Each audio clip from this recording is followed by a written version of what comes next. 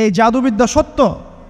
এবং এখনকার অনেক ভণ্ড যে কবিরাজগুলো বের হয়েছে, এরা জিনকে তাবে করে নিয়ে এই জিনদের মধ্য দিয়ে মানুষের মধ্যে জাদু ছড়িয়ে দিয়েছে, এবং এর ফলশ্রুতিতে বহু পরিবার ধ্বংস হয়ে যাচ্ছে।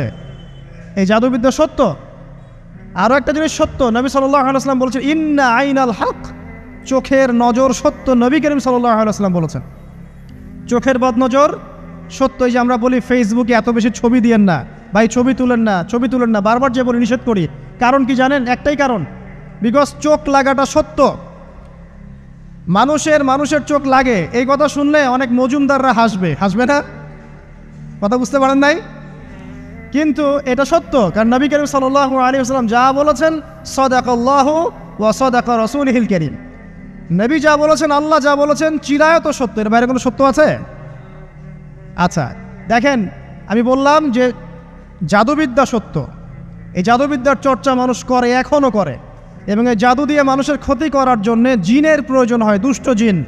এই জিনগুলোকে মানুষ তাবে করে মানুষের ক্ষতি করার চেষ্টা করে। দেখবেন এখন গ্রামে গঞ্জে শহরে সব জায়গায় ছড়িয়ে পড়েছে না? দেখবেন, খুব সতর্ক থাকবেন। আমি পরে সলিউশন বলছি আপনাদেরকে। আরেকটা বলেছি, নবী সাল্লাল্লাহু আলাইহি ওয়াসাল্লাম বলেছেন চোখের বদনজর এমন সত্য যে একটা উটকে এই রান্নার ডেকচির মধ্যে ঢুকাই ফেলতে পারে।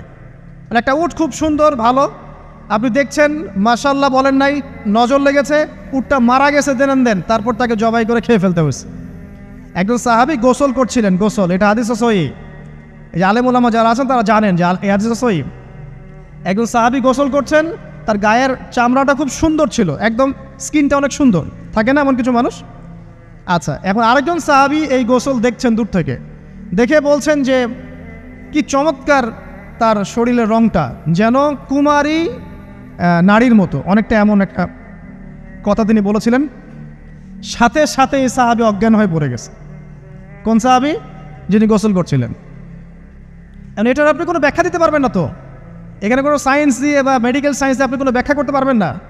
একটা ব্যাখ্যা দিতে পারেন, কিন্তু কেন সেটা হলো সেটা আপনি অ্যান্সার খুঁজে পাবেন না। তো নবী সাল্লাল্লাহু আলাইহি ওয়াসাল্লামের কাছে নিয়ে যাওয়া হলো তাকে। তিনি বললেন যে এই ব্যক্তির ব্যাপারে কি কেউ ভালো মন্দ কিছু বলেছিল?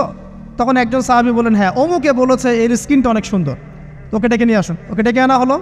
ডেকে আনার পর নবীজি তাকে অনেক শাসালেন, তোমরা তোমাদের ভাইদেরকে কি মেরে ফেলতে চাও? তখন এই সাহাবী তো অবাক, আমি আবার কখন মারতে চাইলাম ইয়া রাসূলুল্লাহ? আমি তো মারতে চাই নাই, আমি তো খালি বলেছি যে তার গায়ের রংটা অনেক সুন্দর। তখন তিনি বললেন কেন তুমি সুবহানাল্লাহ বললে না, কেন তুমি মাশাআল্লাহ বললে না? যখন মাশাআল্লাহ বলবেন, সুবহানাল্লাহ বলবেন, নজরটা লাগবে না।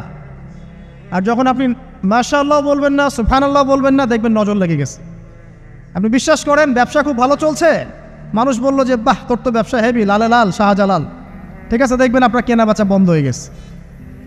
এরকম হবে, আমার কথাটা বিশ্বাস করেন।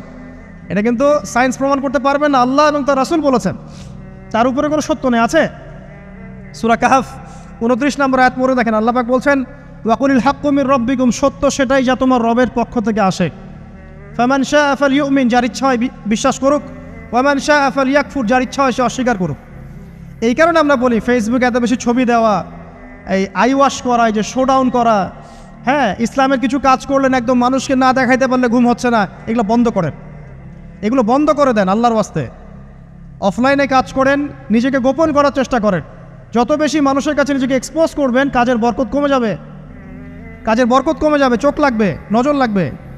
এবং চোখ লাগা বদ নজরে বহু আলেম আস্তে আস্তে মাঠ থেকে মাইনাস হয়ে গেছে না? যায় নাই? এখন কি আলেমদের সংখ্যা বেশি না কম? যত দিন যাবে আলেমের সংখ্যা আরও কমে যাবে। নবীজি বলেছেন আলেমদের সংখ্যা কমতে থাকবে, মানুষ জাহেলদেরকে আলেম বানিয়ে নেবে। তো প্রিয় ভাইরা, জাদুবিদ্যা সত্য, চোখের বদনজর সত্য, রাতের এই অনিষ্টগুলো সত্য, রাতের বেলা অনেক ক্ষতি আছে। এই জন্য নবীজি বলছেন বাচ্চাদেরকে বাইরে বের করো না, এবং তোমরাও রাত যখন গভীর হবে তখন এদিক ওদিক ঘোরাফেরা করো না। দেখবেন রাত যত গভীর হয় আমাদের শহরগুলো তত জীবিত হয়, তাই না? তাই না? রাত যত গভীর হচ্ছে শহর তত জীবিত হয়। চায়ের দোকানে আড্ডা বেশি, ওই সিনেমা দেখছে, টিভি দেখছে, ক্যারাম খেলছে, লুডো খেলছে, ঘুম নাই। ঘুম কখন? ফজরের আগে আগে। ফজরের নামাজ কিন্তু নাই, ফজরের ঠিক আগে আগে, আবার ওই যে জোহরের নামাজের সঙ্গে উঠতেছে। এখন আমাকে বলেন এরকম জেনারেশনকে দিয়ে কি আসলে ইসলামের কোনো খেদমত হবে?